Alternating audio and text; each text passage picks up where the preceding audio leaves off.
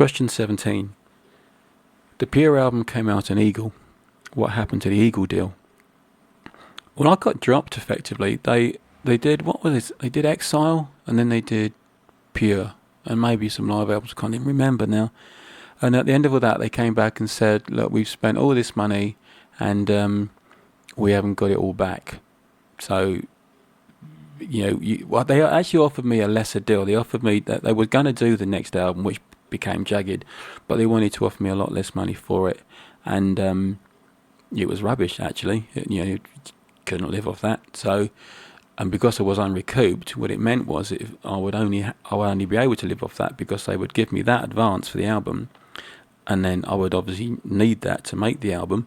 But I wasn't going to get any more money out of them because they were going to use the sales of that to pay off what they reckoned I owed them from the previous two albums, because they weren't recouped on those. So you effectively sign yourself up to having no money for the next 2 or 3, 4 years, however long it's going to take you to make the record.